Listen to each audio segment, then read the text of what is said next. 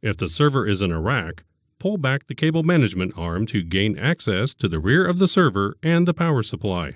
Slide the connection end of the new hot swap power supply into its corresponding bay until it snaps into position. To ensure proper cooling during normal server operation, any bay without a power supply installed must have a power supply filler.